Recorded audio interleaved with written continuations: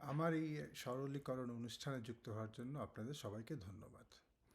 আজকে একটা অতি গুরুত্বপূর্ণ বিষয় নিয়ে কথা বলবো। আমি সাধারণত সমসাময়িক বিষয়গুলি নিয়ে কথা বলি। বর্তমানে বাংলাদেশের সমসাময়িক বিষয় বলতে সামনে নির্বাচন নিয়ে কথা বলাটাই যৌক্তিক মনে করি। নির্বাচন ফেব্রুয়ারির মাঝামাঝি বারবার বলা হচ্ছে, আর বারবার বলাটাও একটা দুর্বলতার লক্ষণ, সেটা পরে বলছি। নির্বাচন হবে কি হবে না সেটা হচ্ছে আজকের বিষয়। আমি আমার দৃষ্টিভঙ্গি থেকে বলার চেষ্টা করব। আমি যতটুকু বুঝি এবং যতটুকু তথ্য বিভিন্ন মাধ্যম থেকে পাই সেই সূত্র ধরে আমি কথাগুলো বলার চেষ্টা করব। নির্বাচন যদি না হয়, কারা বেনিফিশিয়ারি হবে সেই জিনিসটা যদি আমরা বুঝতে পারি, তাহলে বুঝবো নির্বাচন হবে কি হবে না, বা নির্বাচনের পথে বাধা কারা হবে বা হচ্ছে বলে আপাত দৃষ্টিতে মনে হচ্ছে। এটা আপাত দৃষ্টিতে বললাম এই জন্য, রাজনীতি খুবই ডাইনামিক, চেঞ্জ হয় মুহূর্তে মুহূর্তে বিভিন্ন পারিপার্শ্বিক কারণে, বিভিন্ন সুবিধার জন্য। রাজনৈতিক দল মানেই সুবিধা আদায় করা। কারা বেনিফিশিয়ারি হবে? অবশ্যই সরকার, অবশ্যই সরকার, কেন না, রাইট? যারা ক্ষমতায় আছে তারা ক্ষমতা বেশি দিন থাকতে পারবে, এটা কে ছাড়তে চায়? কে ছাড়তে চায়? কেউই ফেরেশতা না, আকাশ থেকে আসে নাই, তাই না? আমরা বাংলাদেশি, বাঙালি সবাই। দ্বিতীয় আর কি হতে পারে? সরকারের পক্ষ সমর্থিত বা সরকার দ্বারা সমর্থিত আরেকটি দল। তৃতীয় তৃতীয় পক্ষ হতে পারে যারা গত 54 বছরে বাংলাদেশে কোনো ধরনের রাজনীতি করার খুব একটা সুবিধা পায়, মানে সুযোগ সুবিধা পায়নি। তারা এখন বসন্তকাল পার করছে, তাদের শ্রেষ্ঠ সময় রাজনীতি করার। বাক স্বাধীনতার নামে বা বিভিন্ন যেই সুযোগ সুবিধা আমরা ভোগ করতে পারি নাগরিক হিসাবে, সেগুলাকে ভোগ তো করছেই, অনেক ক্ষেত্রে এবিউজও করছে। যাই হোক, তারা অনেকটা সেই সুবিধা কেন ছাড়তে চাবে? কারণ নির্বাচন হলে এই তিনটা পক্ষই বঞ্চিত হওয়ার সম্ভাবনা বেশি। বেশি বলতে নিখোঁজ হয়ে যাবে তা বলছি না। বর্তমানের যে স্ট্যাটাস, সেই স্ট্যাটাসটা থাকবে না, সেটা বুঝতে খুব একটা কষ্ট করার দরকার নেই, বা বেশি ভাবারও অবকাশ নাই আসলে। আচ্ছা, এখন নির্বাচন হলে কার লাভ সেটা আলোচনার মাধ্যমে আমরা বোঝার চেষ্টা করব। যখন জুলাই মাসে নির্বাচনের মোটামুটি একটা ঘোষণা দেওয়া হলো, মাননীয় প্রধান উপদেষ্টা লন্ডন সফর করে আসলেন, খুব হাসি মুখে নির্বাচন ফেব্রুয়ারি মাঝামাঝি করবেন বলে মোটামুটি একটা নিশ্চয়তা দিলেন। এবং গত 4 মাসে যতগুলা উনি মিটিং করেছেন বা সভা করেছেন বা প্রেস কনফারেন্স করেছেন, দেশের মাটিতে খুব বেশি না হলেও বিদেশে যেও করেছেন, বারবার একই কথা বলেছে, ফেব্রুয়ারির মাঝামাঝি নির্বাচন করবেনই। ভালো কথা, মেনেই নিলাম সেটা। আচ্ছা, বাকি দুই পক্ষ জুলাইয়ের পরে, এই বছর জুলাই 2025 জুলাইয়ের পরে দেখবেন যে ওরা যখন বুঝলো যে নির্বাচনের ব্যাপারে মোটামুটি একটা সেটেলমেন্ট হয়ে গেছে, নির্বাচন হবেই বলে মোটামুটি ধারণা করা হচ্ছে, তখন থেকেই একের পর এক দাবি, বিভিন্ন ধরনের দাবি, যৌক্তিক অযৌক্তিক, সেটা বিবেচনা করার মতো মেধা আমাদের আছে। আচ্ছা, কেমন? কখনো বলল গণপরিষদের নির্বাচন 15 দিন, খুব একটা ধোপে টিকলো না। চেঞ্জ হয়ে গেল স্থানীয় সরকার নির্বাচন, সেটাও টিকলো না। তারপরে চলে আসলো গণভোট, দুঃখিত, এর আগে আসলো পিআর পদ্ধতি। আমি বাকি সম্ভাব্য সুবিধাভোগী দলগুলোর সম্বন্ধে বলছি, যারা নির্বাচন না হলে তারা সুবিধাগুলো কন্টিনিউ করতে পারবে, তাদের কথা বলছি। পিআর পদ্ধতি নিয়ে কথা হলো, সেটাও ধোপে টিকলো না। এবং মজার ব্যাপার হচ্ছে, এই আন্দোলনগুলো যখন ওরা করছে, এই বিবৃতিগুলো যখন দিচ্ছে বিভিন্ন সভায়, প্রেস কনফারেন্সে, পাশাপাশি ওরা ঐক্য কমিশনের সাথেও বিভিন্ন ঐক্য বিষয় নিয়ে আলোচনা করছে, সেখানে এই প্রসঙ্গগুলো কিন্তু ওরা আনছে না। জুলাই সনদের কোথাও কিন্তু এই প্রসঙ্গগুলো নাই, অথবা যেই দাবিগুলো ঐক্য কমিশনের মাধ্যমে বর্তমানেও দেওয়া হয়েছে, সেখানেও কিন্তু এগুলো নাই। তাহলে কেন এই দাবিগুলো এতদিন করলাম? চেষ্টা করা, জনসম্পৃক্ততা বাড়ানো, চেষ্টা করা কোনোভাবে নির্বাচনকে বাধাগ্রস্ত করা যায় কিনা। শেষ পর্যন্ত কোনোটাই যখন টিকলো না, শেষ পর্যন্ত গণভোটের আলোচনা শুরু করলো। আচ্ছা, এখন গণভোটের ব্যাপারে তো সব রাজনৈতিক দলই রাজি আছে, সমস্ত নাগরিকও রাজি আছে। সেই ক্ষেত্রে সমস্ত বলতে আমি আওয়ামী লীগ বাদে বাকি সবাইকে বোঝাচ্ছি। সেই ক্ষেত্রে সমস্যাটা কোথায়? সময় নিয়ে নভেম্বর মাসে করতে হবে। আরেক পক্ষ বলছে যে নির্বাচনের দিনে করলে অসুবিধা কী? আচ্ছা, দুটাই পাশাপাশি আমি যদি বিবেচনা করি, নভেম্বর মাসে যদি নির্বাচন হয় এটা কি সম্ভব? 30 দিনের মধ্যে নির্বাচন করা একটা জাতীয় পর্যায়ে হাজার হাজার কোটি টাকা খরচ করে? সম্ভব না। সেটা যাবে ডিসেম্বরে। আচ্ছা, ডিসেম্বরে নির্বাচন করার পর কি ফেব্রুয়ারিতে আরও 6 সপ্তাহ বা 8 সপ্তাহ পরে জাতীয় নির্বাচন করা সম্ভব? ভেবে দেখবেন, সম্ভব না। তার মানে এই দাবিটার শেষ ট্রাম্প কার্ডটা হচ্ছে যে নির্বাচনকে গণভোটের নামে নির্বাচনকে ডিসেম্বরে নিয়ে যেতে পারলে ফেব্রুয়ারিতে জাতীয় সংসদ নির্বাচন হচ্ছে না। তারপরে আসবে রোজা, তারপরে আসবে বিভিন্ন কী বলা যায় আবহাওয়াজনিত যে সমস্ত সমস্যাগুলো বাংলাদেশে হয়, তারপরে এইচএসসি পরীক্ষা ইত্যাদি ইত্যাদি কারণে আগামী ডিসেম্বর প্রস্তাব আসবে, এই দলগুলোর কাছ থেকে প্রস্তাব আসবে। সেটাই হচ্ছে মূল বিষয়। অর্থাৎ নির্বাচনকে আপনি এমনভাবে উপস্থাপন করার চেষ্টা করছেন, বাকি সুবিধাভোগী যেই অংশটা, যে গণভোট না হলে একদম সর্বনাশ হয়ে যাবে, এখনই করতে হবে। কেন নির্বাচনের দিন, জাতীয় সংসদ নির্বাচনের দিন করলে সমস্যাটা কোথায় ভাই? কোনো তো সমস্যা আমি দেখছি না, একই তো ব্যাপার। আচ্ছা, এখন আপনি একটা জায়গায় হয়তো ভুল করছেন, বিশাল বড় ভুল, যেই ভুলের জন্য আপনাকে অনেক বড় খেসারত দিতে হবে।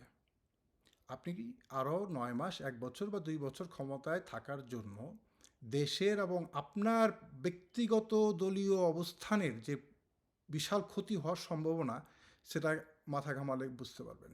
বুঝছেন না এখন আবেগের তাড়নায় আছেন। আপনাদের জনসমর্থন নাকি বাড়ছে, সেই জন্য জনসমর্থনই যদি বাড়ে তাহলে জাতীয় সংসদ নির্বাচন কেন দেখছে, সেই প্রসঙ্গ আলাদা। আচ্ছা, সমস্যাটা হচ্ছে এখন আপনি এক পক্ষ, একটা বৃহত্তর পক্ষকে, যারা নাকি চাচ্ছে যে সংসদের দিনই নির্বাচন হোক, জাতীয় সংসদের দিন, তাদের সাথে সরাসরি বিরোধে যাওয়ার চেষ্টা করছেন, মাঠ গরম করার চেষ্টা করছেন। তাহলে কি আপনাদের পিছনে কেউ আছে? কেউ কি বলছে তোমরা মাঠে নামো? তাহলে আরেক পক্ষ নামবে, তাহলে একটা বিবাদ সৃষ্টি হবে, তাহলে নির্বাচন আমরা অনির্দিষ্টকালের জন্য পিছিয়ে দিতে পারবো। অনেক ধরনের ঘটনা আপনারা ঘটাতে পারেন, আপনারা ঘটাচ্ছেন এই কথা আমি বলবো না, কিন্তু ঘটাতে পারেন। তাহলে আপনাদের পিছনে কে? তাহলে কি সেই বলতে পারবো যে সরকার প্রধান স্বয়ং? কারণ সরকার প্রধান জুলাই সনদে যেটা পাবলিশ করা হয়েছিল, আলোচনা হয়েছিল, তার থেকে বিচ্যুতি করে নতুন এক সনদে উনি সরকারের কাছে উপস্থাপনা, উনি নিজেই সরকার, উনি নিজেই সিগনেচার করবেন, উনি নিজেই বানিয়েছেন, কারণ উনি সংস্কার কমিশনের প্রেসিডেন্ট ছিলেন, চেয়ারম্যান ছিলেন। তাহলে এটা ওনার বানানো, তাহলে কি উনি চাচ্ছেন এই বিবাদটা তৈরি হোক? তাহলে ওই যে বললাম 3টা পক্ষ, উনি নাম্বার 1 পক্ষ, সরকার বেনিফিশিয়ারি হবেন। আমি এটা ভাবতে চাচ্ছি না, বাট অ্যাপারেন্টলি তো তাই মনে হচ্ছে। এবং তার সাথে বাকি 2টা অংশ বেনিফিশিয়ারি, কারণ তারা তো বি টিম সি টিম হিসাবেই অনেকেই বলে আসছিল, আমি না হয় নাই বললাম। এবং কেন ওনারা সুবিধাভোগী সেটাও প্রথম 2 মিনিটে আমি বুঝিয়ে দিয়েছি, যে সরকার যদি প্রলঙ্ঘিত হয় ওনারা সরাসরি বেনিফিশিয়ারি। গণভোটের বিড়ম্বনা তৈরি করে আপনারা কত বড় ঝুঁকি তৈরি করছেন জাতির জন্য, সেটা একবার ভেবে দেখবেন। সেটা হচ্ছে, আপনি এখন জোর জবরদস্তি করে গণভোটের আয়োজন করালেন নভেম্বরের শেষে অথবা ডিসেম্বরের প্রথম দিকে। একটা পক্ষ চাচ্ছে না যে এখন গণভোট হোক, তাদের রাজনৈতিক অবস্থান থাকতেই পারে, তারাও তো যোগ বিয়োগ অঙ্ক করবে, আপনারা যেমন করছেন ওরা করবে না, স্বাভাবিক, ওরা তো রাজনৈতিক দল, সব কিছু দোষ তো ওদের উপর চাপিয়ে দিলে হয় না, একতরফা হয়ে যায় জিনিসটা।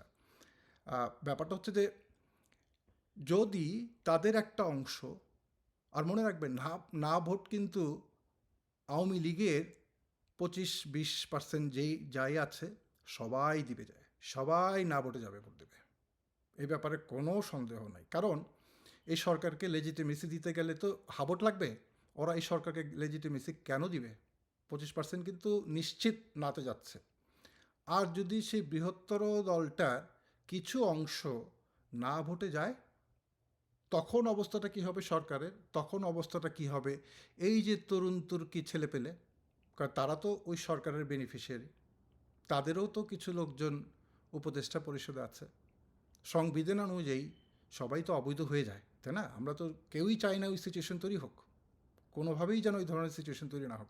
কিন্তু আপনারা এই ধরনের সংঘাতপূর্ণ অবস্থানের থেকে এই সিচুয়েশনের দিকে যদি নিয়ে যান এবং গণভোটে পাস না হয় মূল বিষয়গুলো, সেক্ষেত্রে করণীয়টা কী হবে? পরবর্তী সরকারের জন্য ইজি লাইফ, তাই না? যাচ্ছে তো এইভাবে দেশ চালাতে পারবে, আবার স্বৈরাচারী হতে পারবে, ইত্যাদি ইত্যাদি বহুত সুযোগগুলো কিন্তু আপনারা করে দিচ্ছেন, নাম্বার ওয়ান। নাম্বার টু, যদি যদি ঐক্যমত হয়েই থাকে, গণভোটটা কি সত্যিই দরকারি? 91 সালে 3 দলের ঐক্যমতের ভিত্তিতে আমরা সংবিধান পাল্টে ফেলছিলাম না? বিশাল বড় তো, সেই রাষ্ট্রপতি শাসিত সরকার থেকে একেবারে পার্লামেন্টারিয়ান গভর্নমেন্ট পর্যন্ত ফর্ম করে ফেলেছিলাম। বিশাল ব্যাপার। লেজিটিমেসি তো খুব সামান্য বিষয় প্রেসিডেন্ট শাহাবুদ্দিন সাহেবের, আর বাদ বাকি কত বড় বড় পরিবর্তন আমরা ঐক্যমত্যের ভিত্তিতে করেছিলাম। কেন? এখন তো ঐক্যমত হয়েছে, সেই জিনিসগুলো ঐক্যমত্যের ভিত্তিতে সংসদে পাশ করে নিয়ে গেলে হয় না? বিশ্বাস করতে পারছেন না কেউ কাউকে? করতে তো হবে একটা পয়েন্টে এসে, একটা জায়গায় তো আসতে হবে, ঠিক আছে?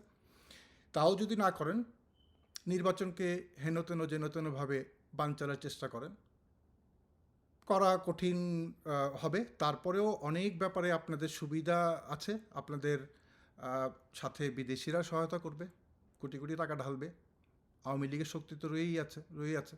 প্লাস আমলাদের মধ্যেও কিন্তু একটা বিশাল অংশ চায় না নির্বাচন হোক, এটা আপনাকে মানতেই হবে। 17 বছরের শিকড় সব বাহিনী থেকে শুরু করে সচিবালয়ের বিভিন্ন জায়গাতে আছে, তারাও কিন্তু চায় না নির্বাচন হোক। সেক্ষেত্রে আপনারা এতে কি বেনিফিটটা পাচ্ছেন? দেশের বিশাল সর্বনাশ করতে যাচ্ছেন, দেশের বিশাল একটা সর্বনাশের দিকে ঠেলে দিচ্ছেন। আরেকটা জিনিস ভুলে যাচ্ছেন না, যতই দিন যাচ্ছে আওয়ামী লীগের জনপ্রিয়তা বাড়ছে। এই সরকারের সমস্ত ব্যর্থতা আওয়ামী লীগকে আবার জাগিয়ে তুলছে। আমি আরেকদিন বলেছিলাম যে সফট আওয়ামী লীগের আছে 15-20%, যারা হয়তো আওয়ামী লীগের রাস্তায় নামেনি, কিন্তু তারা আওয়ামী লীগের সিম্পিথাইজার। তারা এই সুযোগগুলো নিচ্ছে বারবার, আপনাদের বিরোধকে ওরা এনজয় করছে, এবং দিন দিন মিছিলের সংখ্যা বাড়ছে, জনসংখ্যাও বাড়ছে। ভোটের দিন ওদের উপস্থিতি দেখলেও বুঝতে পারবেন কতটুকু উচ্ছ্বসিত না ভোট দেওয়ার জন্য, ইত্যাদি জিনিসগুলো একটু বিবেচনা করবেন। নির্বাচন না হলে বিশাল ক্ষতি হবে। কী হবে? আওয়ামী লীগের উত্থান নিশ্চিত। এই পর্যন্ত 1 বছরেই যে উত্থান দেখিয়েছে, পরবর্তী আরও 2 বছর যদি এইভাবে চলে, তাহলে বুঝতে পারতেছেন যে কোথায় যাবে। একটা বুদ্ধিজীবী মহল কিন্তু ঘাপটি মারে বসে আছে। টকশোতে কিছু লোকের সুর বদলানো শুরু হয়েছে, নিশ্চয়ই খেয়াল করেছেন। মিডিয়ার লেখালেখিও কিন্তু চেঞ্জ হয়ে আসছে, কিছু কিছু নিরপেক্ষ ভূমিকায় চলে যাচ্ছে, আস্তে করে বাম দিকে চলে যাবে, আওয়ামী লীগের দিকে যাচ্ছেও। বিভিন্ন সংস্কৃতি, বিভিন্ন অনুষ্ঠানে, বিভিন্ন জায়গাতে স্লোলি সফট করা হচ্ছে আওয়ামী লীগের অবস্থানকে। বলা হচ্ছে আওয়ামী লীগের ভালো লোকরা কেন রাজনীতি করতে পারবে না, বিভিন্ন জায়গাতে আলোচনাগুলো হচ্ছে, তাই না? তো এই ঝুঁকিটা যদি আপনারা নেন, আওয়ামী লীগে প্রতিষ্ঠিত করেন, তাহলে অবস্থাটা কোথায় যাবে ভেবে দেখবেন। ভাবার জন্যই বললাম। ধন্যবাদ, আজকে এখানেই শেষ করছি।